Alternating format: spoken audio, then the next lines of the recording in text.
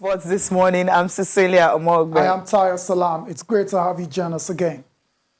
All right, this is what the show looks like. We're starting off with the Nigeria Professional Football League match day 2 game scheduled for that was played yesterday between Plateau United and the goalless. Yes, so first point of the season for Plateau United. But they're yet to score a goal. Yeah, but a point is still... It's something, right? Something to At least build on. I believe the camp will be happy now, getting the points away from home. That's something to really build on. Yeah, you can say that again. All right. Also on the program, we're talking about the Saints this morning. Southampton, how they stunned Liverpool for the first time. Hassel was able to get a good one over, well, Jurgen Klopp. He has never beaten him before. But then not only that, they also made history on the night. They became the first team to actually beat all champions of, Premier League the next season. They did it against United, against Arsenal, against Chelsea, against Man City, and of course against Liverpool, even Blackburn Rovers. They've done it against all these big teams. So becoming the first team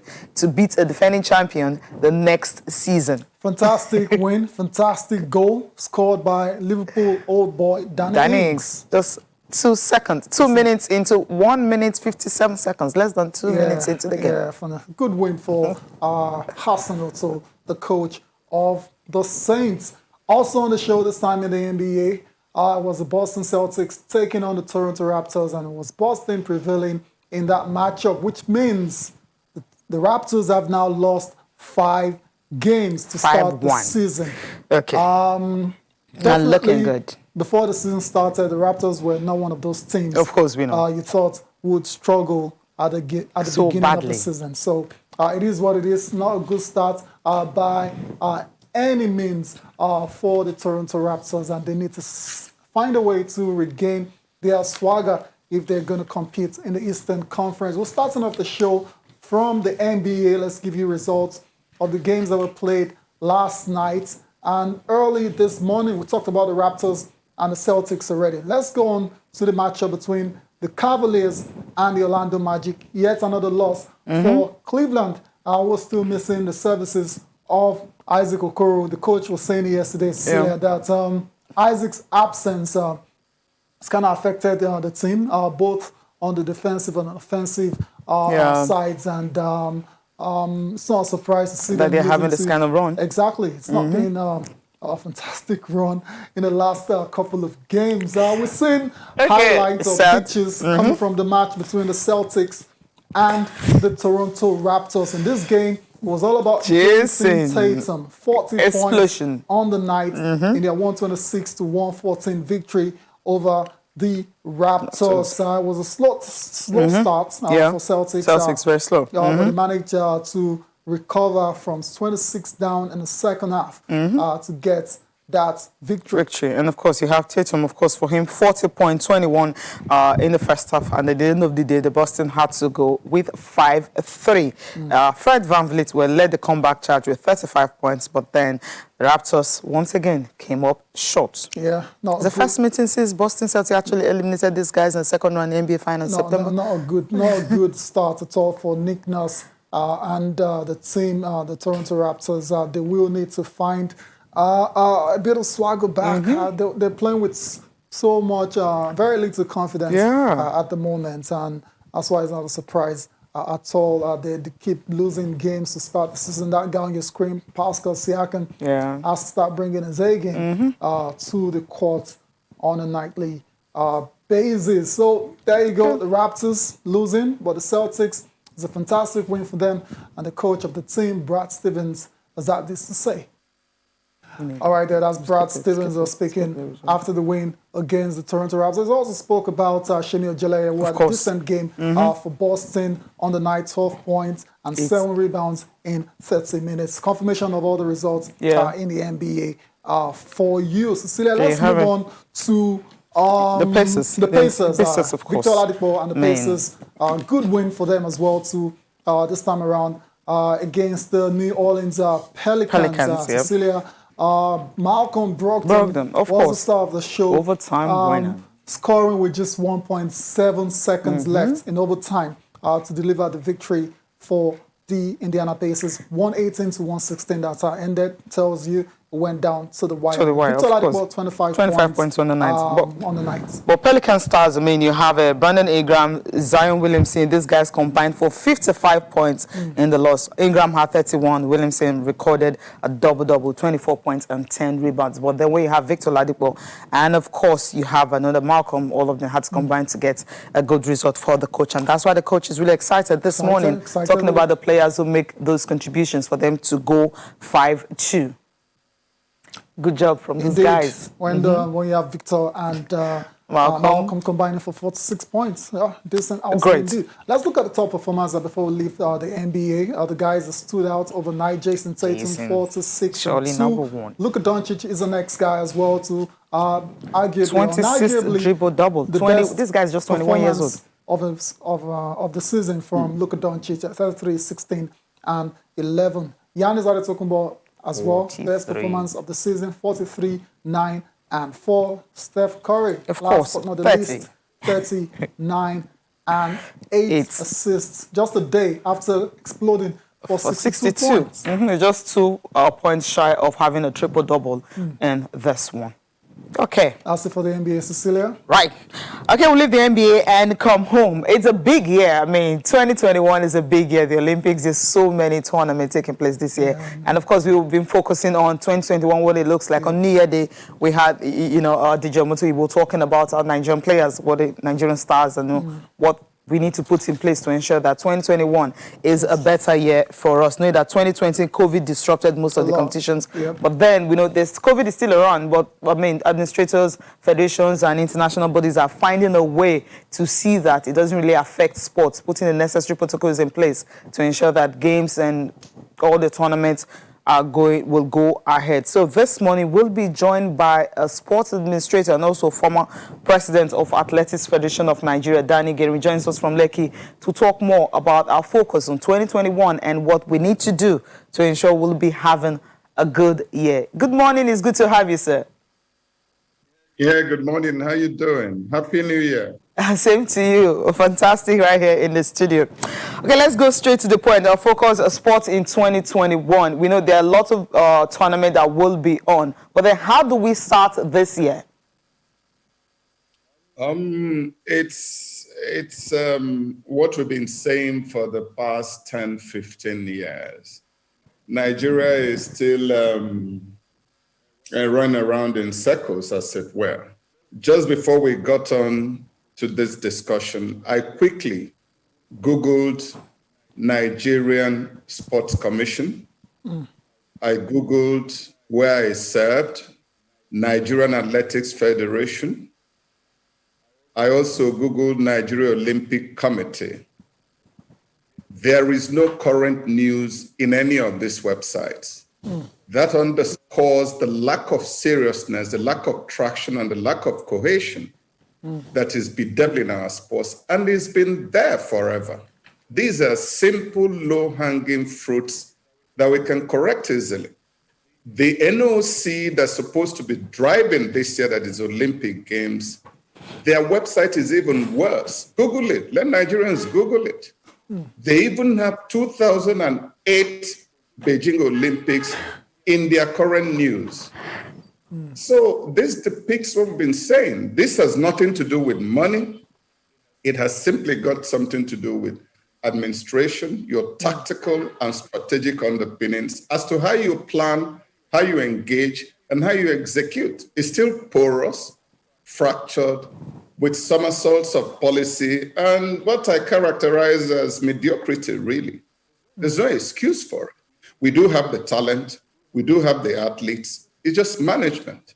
And everybody is waiting for government money. Why? You can see the budget. You can see our debt service ratio. You can see that simply there's no money to do everything that government wants to do. And to some extent, sports is not really a priority. And we're in a COVID situation. In all these websites, there's no program to engage the private sector. There's no program to engage the Nigerian companies and high net worth individuals for that matter. So we're still running around in circles. I've had noises about some of the things they're doing at the Sports Commission, particularly the new minister that I think means well. But at times, The road to confusion is paved with good intentions. Nothing is happening. Google those websites. There's no interface with anybody at all. Where are the athletes? I may ask you. I don't know. Where's the document to engage? We're just sitting down waiting for government to budget money. It doesn't work like that anywhere. Yeah. So obviously, it's sad commentary, but that's the real fact on the ground. Nothing has changed. Administration still remains a major issue when it comes to sports not only epileptic. It is mind-boggling in a social media world where you engage. I would want to sponsor Nigerian athletes, for example. Where is the document? How can I engage them? Where are the athletes? Are they in school? Do they need scholarship? Who's their management? What are they going through during this COVID period? Can anybody tell me? Okay, channels, you guys will watch you every day trying to tell our administrators to do the right thing. Have you received any document from the Ministry of Sports or the National Sports Commission or the Nigerian Olympic Committee? So these are low-hanging fruits that any youth corper can help them upgrade these things. Why should we in an Olympic year be having 2008 as headline news or breaking news in our National Olympic Committee? Not a good look at all. I don't know where to begin or to end, but just characterization of.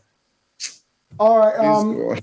I mean, it's not a good picture you've just painted at all. We should be doing a lot better. But you mentioned the sports minister earlier a few moments ago, and the fact that it means well for sports in the country. And we saw last year the introduction of the Adopting Athletes initiative, to generate monies for these athletes so they can prepare for the Olympic Games. You see, that's what I'm saying. It's just like when they made noises. I've heard ministers cry about the National Stadium in Abuja.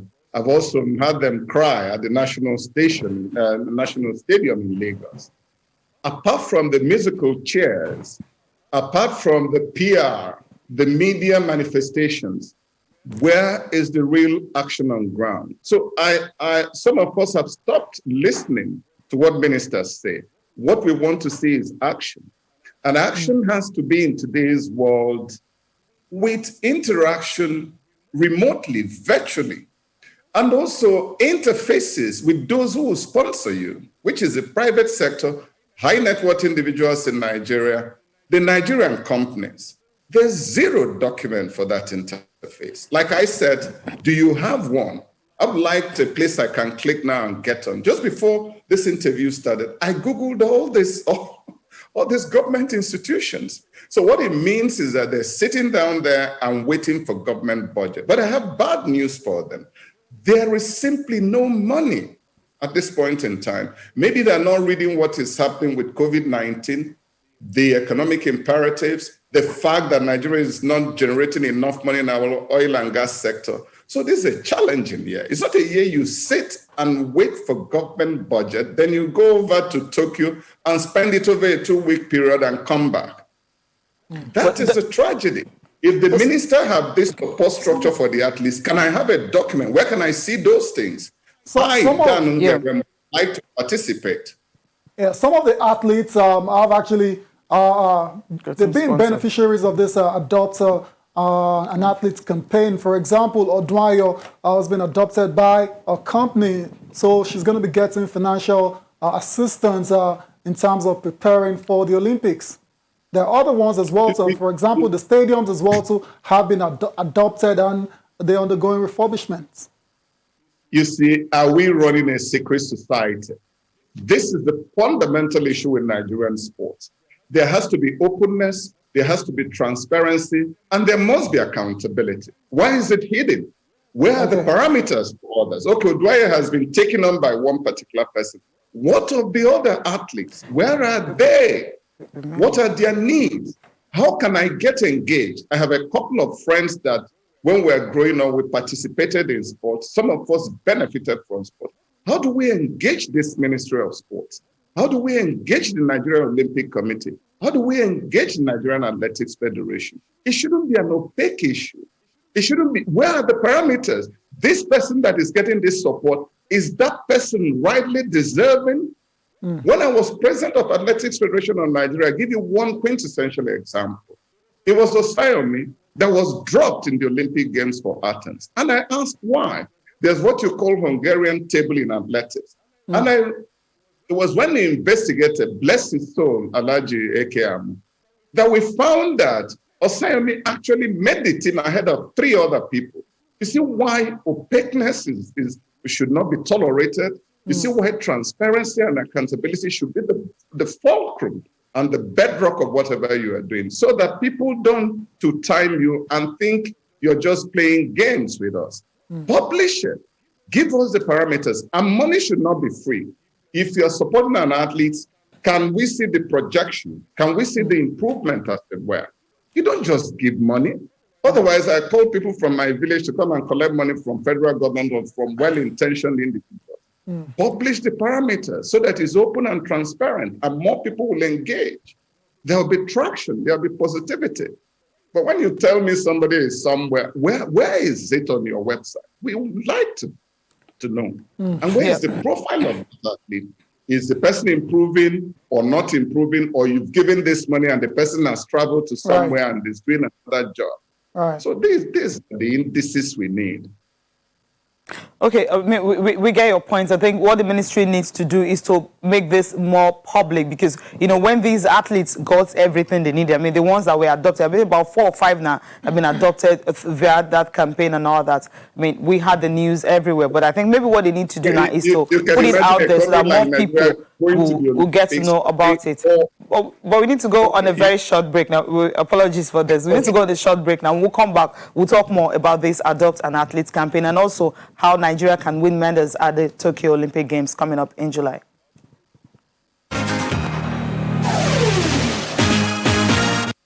Welcome back. We still have Danny Gerim joining us to talk about sports in 2021. And we're actually talking about the Adopt an Athlete campaign that was started by the Sports Ministry. And the issue right here is that the information are usually not out there. You're supposed to just go to a website and see how many of these athletes have been adopted. Maybe have it on NOC website or the Sports Ministry website. But you don't have it. You have to start searching different media, different media online to be able to see it. And remember, we covered the one where about 14 athletes were adopted. And you talked about the progress these athletes have made and all that, and what they're currently doing. And these are the information that are not coming right there. We know the likes of Ruth Soro, Joe Udo Gabriel were praising them, and to do with some of those athletes that were adopted. I think that was in February 2020, before the whole COVID started and all that. But these are some of the issues you're raising this morning. We're going to say something. No, carry on. I mean, it's just we've spent the last 10 minutes talking about bad administration, and that's which is a bit of a shame, because we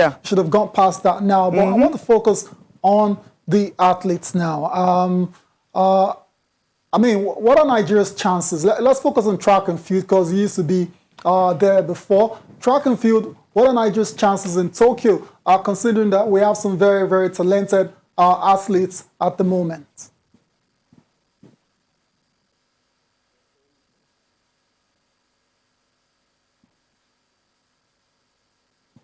Okay. All right, then. All right, I just want to know what's Nigeria's realistic chances of actually doing well at the Tokyo Olympics in terms of track and field. I'm sorry for the near cynical laughter. You see, because Nigerian athletes are on their own. For example, you said there were 14 that were adopted. I asked for the indices for those adoption. Is not anywhere. So it is opaque.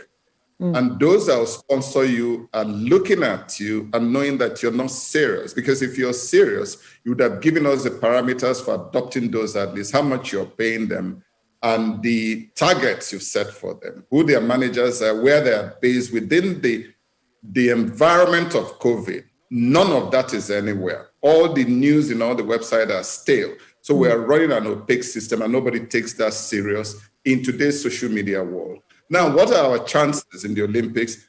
It will be as it has been. We'll be relying on magic from our athletes, since there are no indices to measure, particularly in a challenging environment like we live in right now. So your guess is as good as mine. Athletics Federation of Nigeria, where I served, where you used as an example, is in disarray. They're in court. I think they've gone all the way to the Supreme Court. How would a house divided against itself function optimally? So that underscores for you the difficulties we're in. But what to do very quickly? Yes. Get back to basics, have a plan that everybody can understand, identify these athletes where they are. Let's measure them. You know, managers control their lives, but luckily this year, I don't think there are too many competitions. So can we have their coaching crew? Can we have their needs all in the open? Why? Government is not going to have enough money this year, and in fact, in the next couple of years. So we must be forced to plan and interface with private sector, high net worth individuals, and other sponsors. And the only way to do it is to be open, is to be transparent, and is to be accountable. I bet you get all the support you need. So right now, your guess is as good as mine. I don't know where the athletes are. I tried to talk to some people in the Nigeria Olympic Committee, in the ministry, in the athletes' representations. Nobody knows exactly what is happening. And like you rightly characterize our situation, they supported some athletes. We don't know what the parameters are. We don't know whether they're improving or not improving. So we are operating in an atmosphere of confusion and planlessness. Let's get back to basics. Have a plan, know where the athletes are, know what the programs are running, and it should not be a charity, and athletes must be improving to continue to attract support. Otherwise, it becomes a church or Caritas International or one of these charitable organizations. Athletics and other sports is predicated on performance. And when you're talking Olympics, you're talking at the highest echelons. It's not something that should be opaque. It's not something you open the website of all the major sporting platforms in Nigeria, and they're talking about 2008 or 2018 or 2019. So those are the issues. Anything can happen. We might get lucky, we might not. So nobody really can tell you our chances at the Olympics. Wow, interesting. Thank you so much for taking our time to talk to us this morning. I mean, the perspective, transparency is the key word we're taking from this discussion, and also the fact that what the different bodies running sports in Nigeria should know and put all the information out there, and also follow the athletes and see how we can be better in 2021, especially at the Olympics. Thank you so much, sir, for joining us this morning. Thank you. Appreciate it. Thanks. Sure. Okay, Tayo, we're expecting to see maybe figures, 2 or 3 medals, but we understand that, yes, when it comes to the Olympics, man, it's... And it's just, summarized it very well. A lot of the times when we go to the Olympics, these athletes just, outperform expectations. A lot of times you don't expect them to win anything. Chama Juma, for example, in 1996, no one saw her winning any gold medal, but she just the Nigerian spirits, of course. they say, very dogged, very determined, and they just want to do something for themselves and for their families. And at the end of the day, Nigeria gets to, take from the glory, but that's not the way it should be. And that's what Dan has been saying for the past 20 minutes. The most basic of issues that we're still grappling with in 2021. It's not a good look at all for the different bodies when it comes to sports in Nigeria. But hopefully, they've listened and they turned a new leaf in 2021. Let's move on with the show now, and let's go to what happened yesterday between Wiki Tourist and Plateau United. NPFL Match Day 2 game ended goalless between these two sides. And like we said at the start of the show, was the first point for the Jos-based side this season in the NPFL. And we're hearing that a bit of normalcy is starting to return to the camp of Plateau United. Players are starting to come back, and it looks like they're all ready to work now. And I believe Abdul Maikaba will be a bit of a relieved man this morning. So that's it for the NPFL, Plateau United and Wiki Tourist ending goalless. All right, well, let's get on. Let's leave out the NPFL now, and let's go to the Premier League. Of course. Yesterday, champions Liverpool dropping points yet again. This time to the Saints. Of course, I mean, Old boy. we didn't expect that old boy coming back to actually, to hunt them. Danny Ings. St. Mary's. I mean, it was a game you think Liverpool. I mean, the goal came very early into the match, so you'd be thinking Liverpool with all their 17 shots, only one on target. Just one. They could be able to make something out of that, but they just couldn't. But Jurgen Klopp was talking about the penalty appeal, the handball and everything and all that. And of course, Sadio Mane, he's, when he tumbled, he fell inside the penalty area. The penalty wasn't given and all that. But then they had other chances to score. They could have won the game, but they just couldn't. But Akintunde Bada Johnson will be joining us, this morning to talk about the Premier League and, of course, Liverpool, why they are all floundering and all that. But before he joins us, let's get reactions coming from the coaches, right? Yeah. HudsonOdoi is a happy man this morning. Of course, Jurgen Klopp is really not happy, talking about how frustrating it can be when you're starting the season, the new year, losing a game. For the loss. Before 2020 ended, they drew 2 games. Yeah. And of course, Newcastle, 2021 now. West Brom. Look at the teams they're even dropping points against. And they lost this one. And so... to the Baggies and the Magpies, you don't expect Liverpool to be dropping those kind of points. That's the moment. Danny Ings loved the goalkeeper without even looking at him. Fantastic finishing data from Ings. And like Cecilia said, Jurgen Klopp is a frustrated man this morning, while HudsonOdoi is a very delighted man. All right then, HudsonOdoi, first win against Jurgen Klopp. Yeah, those two. He cried during the interview after the game. Tears of joy. You know what it means? He's a German also. So what? Klopp is one of the biggest German coach right now. I think you'll even pick him ahead of their national team. But I think what has happened is, the guy naturally wears his heart on his sleeve, so he's a very emotional character. So perhaps I should understand that. But Akintunde Johnson is ready to join us now and help us preview or review what went down in the South Coast yesterday between Southampton and Liverpool. For Liverpool, their 12-game unbeaten run is over in the Premier League, and it's safe to say they were dire yesterday. Bada, good morning. Thanks for joining us on the show. Morning, Tayo. Morning, Cecilia. Happy New Year to you guys. Happy New Year to the viewers. All right, let's take it from what happened yesterday. You listened to Jurgen Klopp and HudsonOdoi, but let's start with Jurgen Klopp yesterday. Just the one shot on target. And their past 3 games, they've now dropped points against West Brom, Newcastle, and Southampton. No disrespect to all those 3 sides for a team, that is trying to retain their title. That's not a good run of form at all. It's quite uncharacteristic for a Liverpool team, especially the Liverpool team of the last 3 seasons, to go on a 3-game run, a 3-game winless run, within which time they've struggled for goals. I don't think that we've been able to say that about Liverpool over the last 3 years, struggle for goals. They always find a way. Mane, Salah, Firmino.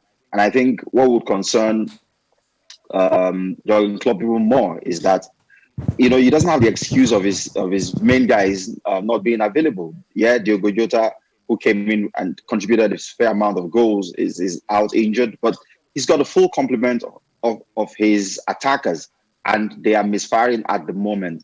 The only department where Liverpool can have excuses is in defense, where virtually all the main guys are out injured, and he's had to play midfielders. But the reason they lost yesterday's game was not because they considered that single goal. The goal actually was scored in the first 3 minutes of the game. Liverpool had 87 minutes or more to respond or to muster a reaction, and they just never did it. And that's worrying because the stats don't lie, numbers don't lie. Liverpool registered 1 shot on target in all of that game against Southampton. That is not necessarily the most defensively sound team in the league. True. They didn't exactly pack the bus. Yes, they put men behind the ball, but it's not Burnley. It's not one of those teams that you would have to, put something extraordinarily out of the world on the table to break them down, if you get what I mean. So it didn't look like Liverpool to me yesterday. They seem short on confidence. Mane, Firmino, they just didn't get going. Salah himself was quiet, save for a few half chances that he had all game. Couldn't beat his man. And that's, verve, that vibrancy in their play has just gone out. And if there was any side that looked like scoring again, it was actually Southampton, who should have doubled their lead with Telak later on in the first half. So I think, you look at the table now, United have a game in hand on them on the same number of points. If they win, they go above them by 3 points.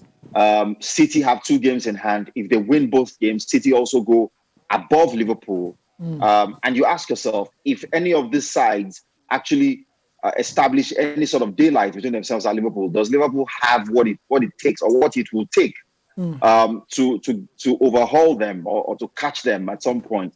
And you worry, you really, really do worry for this Liverpool team. I thought they were going to, especially when, Van Dijk got injured and they kept winning games. I thought, fantastic. I mean, this Liverpool without Van Dijk, without Thiago, was also out injured for a very long time, still winning games. But Thiago is back now. They have almost the full complement of their midfielders and attackers, and they're not just scoring goals. And if you don't score in this league, I don't care whether you prevent the opposition from scoring like they did against Newcastle, but they win. And I don't care if it's just one goal you concede, like they did last night against Southampton. You are going to be dropping points. You are going to be losing games. And if you are going to be challenging for the title, you can't afford to do that. So at this moment in time, Jurgen Klopp must be losing sleep because this Liverpool doesn't look like the Liverpool that we've become accustomed to over the last 3 seasons. And they're playing United next, January 17th. Yeah. Everything is set up perfectly. Yeah. Set up perfectly for United to take advantage of. You look at the way they played against Southampton yesterday, they looked susceptible to the counter. They looked like a team that would commit bodies forward in the bid to break a team down without necessarily mustering anything of note. And then on the breakaway, the other team can take advantage of them. And if there's any team that has proven time and again that they can break teams, down on the breakaway or hurt teams on the breakaway, it is United. So they would have to produce something different. And I will put it against them. I mean, you saw them against Spurs just a few days ago, how, they got themselves pumped and ready for that game. Maybe because that one is a big game against an eternal rival. True. We'll see a different Liverpool team. But you look at the teams that, like you said, West Brom, West Ham and Newcastle, and yesterday Southampton.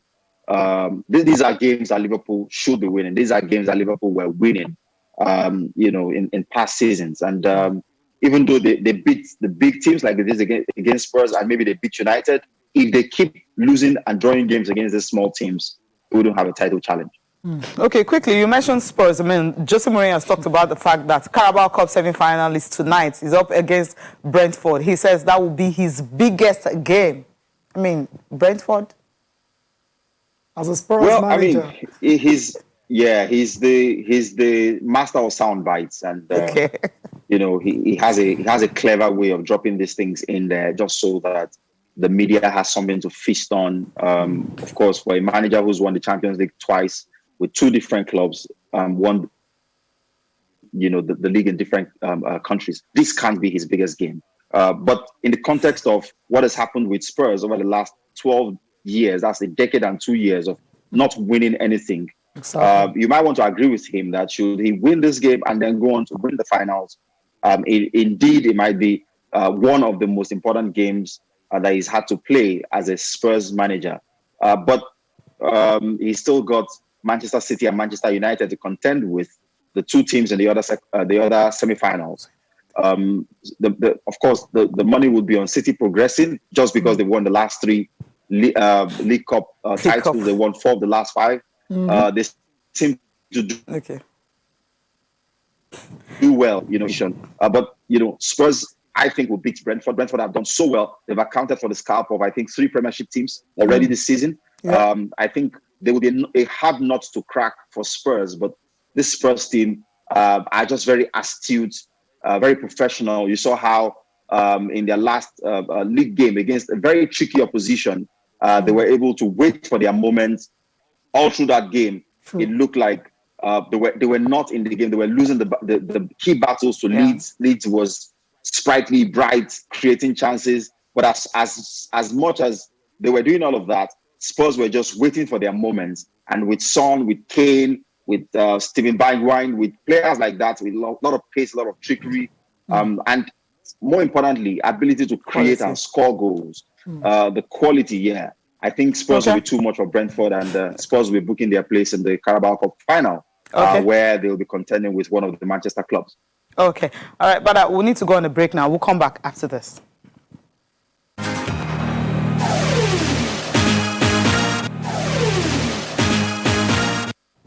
We still have Kintude Kintude Johnson with us this morning. We'll be talking about Uruguay Players Union calling on the Football Association to actually, lift the 3-match ban on Edison Cavani because of the racist comments.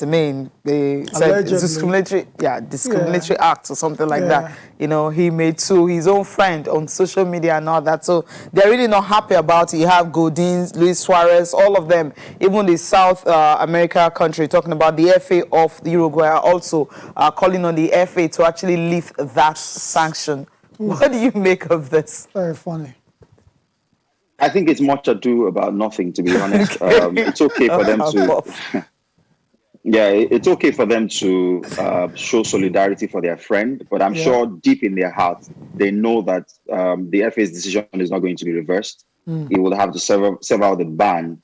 Whether it's tongue-in-cheek humor, the N-word is always going to be offensive and is always going to carry the potential to land you in trouble as a model professional who must recognize the responsibility of acting within the set acceptable conduct that the profession prescribes. A lot of young people look up to these footballers, and your social media handles are not playthings. You just can't go there and tweet or post something just because it's acceptable within the dynamics of your interactions with your friends. This is not communication that only gets seen by people from Uruguay alone. You have Manchester United fans and supporters, have Edison Cavani fans and supporters drawn from all over the world.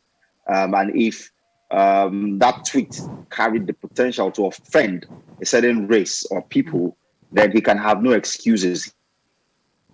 He should have been possible of that risk before tweeting or posting it. And that's why professionals are advised to have handlers, people who are skilled in these things, who can tweet something or post something. Allow your social media handlers to vet it, or your managers to vet it. Have a look at it and say, oh, this is good. This won't be offensive.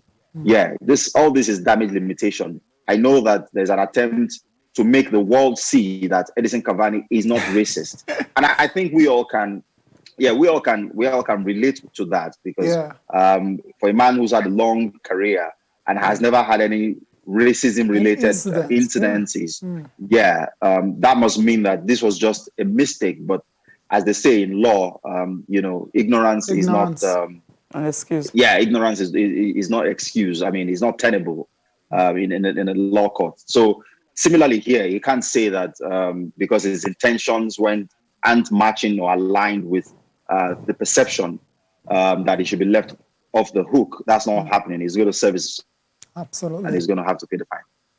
Okay. All right. We have to pay that fine. So it's all about nothing, right? Okay. They're just talking. We know nothing's going to happen at the end of the day. Nothing. He will serve that 3-match ban. But the good thing is he will be back for the game against Liverpool. So United should be happy to have him back by 17th. Thank you so much, Bada, for taking our time once again to join us this morning. Thanks, guys, and have a terrific 2021. You too. Same from here. All right. Okay. Let's quickly before we look at the papers, talk about NWFL. It's back this Wednesday. Yeah, but before then, awards. It's not awards season. Yeah, just more like monthly awards. Yeah, just like you have in Who are the winners leagues across. for the past You have a month? Monday gift, of course, no doubt about that, what she did with FC Robo, especially that hat-trick she scored against Oshun Babe. She is the player of the month of December. And, of course, Moses Aduku, manager of the month. That's Bayelsa Queen's manager. Of course, Moses Aduku, Bayelsa are actually topping the league right now after 3 games. They've won all the 3 games, have a complete 9 points. I think the only team remaining unbeaten. The other ones, yes, not win. I mean, they're talking about wins and all that. We have the likes of Edo Queens, who hasn't lost a game, but then with the draw and all that against the Rivers Angels at home, it simply means they've won 2 and drawn 1. So those were some of the clubs that were listed along Bayelsa Queens. But because of their performance, that's why the coach won manager of the month. You also have the likes of Yemisi Samuel, Oshun Babes and all that. But then she just couldn't do it when you have Monday Gifts, 3 goals, a hat-trick, and also making an assist in the month of December. These are some of the goals she scored against Oshun Babes. I mean, the first player to score a hat-trick, and that's why she got it. So tomorrow they'll be up against Ibom Angels. We'll see what they can continue in that run. So congratulations to Monday Gift, player of the month in the NWFL Premiership, as well as Moses Aduku, the manager of the month. Before we look at the papers, Cecilia, let's take one tweet, just one that we can take. This is coming from Dr. Kene. You're saying that sport in our post-COVID world will be private sector led. I hope Sunday Dare is watching. Okay, that's a message to the sports minister. Then you're also talking about Liverpool as well. So Liverpool seems to have hit a rut ever since outlasting Crystal Palace. They have been on the downward spiral. So I hope they find their mojo back and start winning games. You didn't tell us whether you're a Liverpool fan or you're just a general football fan. Dr. Kennedy, thank you for tweeting at channels_sports. Okay, that's the one we can take this morning because we have papers to look at. 3. I'll start with Sporting Sun here. Messi missing it 2020 word 11. Okay, that's what this one has. And of course, and they celebrate with that. Okay, yeah. Chelsea considers sacking Lampard. Where's that coming from? But you can look at Sporting Sun, and of course, you see it right there on the front page of that paper. And Peter Lainka on Bayer Leverkusen's radar. That's interesting. That'll be a good move for him, coming to Germany. Slavia to Germany. That'll be a step up for his career, but we'll see how that pans out. Maybe if it doesn't happen in January, perhaps in the summer transfer window. Okay, still on Sporting Sun, we have this one. Thompson convinced Gerrard will succeed club. Okay. Gerrard is doing very well. It's looking like he's finally going to hand the monopoly of Celtics as the SPL champions this season. They won Old Firm Derby just over the weekend, and they're looking very good for the title. You have to say it's sensible to think that one day Gerrard will end up as a Liverpool manager. But not now. Not now, definitely not. He needs to also learn the ropes and don't just jump. That's what he's doing. He's about to win it. And we're waiting for him to win it first. He's going to win it. Yeah, okay. Complete Sports is next. And, of course, Osimhen escapes Napoli fine. Tompkins is a nightmare opponent. Yes, of course. Yeah, I mean, we saw an example of that goal of the weekend. And Ronaldo breaks Pele's goal record. Yeah, just keep scoring. We're tired of keeping tabs with Cristiano Ronaldo. I think someone was saying he could do 1,000, but we don't know. Lastly, Sporting Life, Onyekuru to dump. Monaco needs to find another club. Can't seem to get on the pitch any kind sort of minutes, any sort of action at all in the French Ligue 1. Perhaps a return to Turkey. All right, then Noble Flyer, we got your tweet as well. To diehard Manchester United fan, boy, you believe Edson Cavani deserves the ban. All right, that's it for the show, Cecilia. You gotta go. Thank you for watching. Enjoy the rest of your day. I am Tayo Salam. I'm Cecilia Mogbe. Bye for now.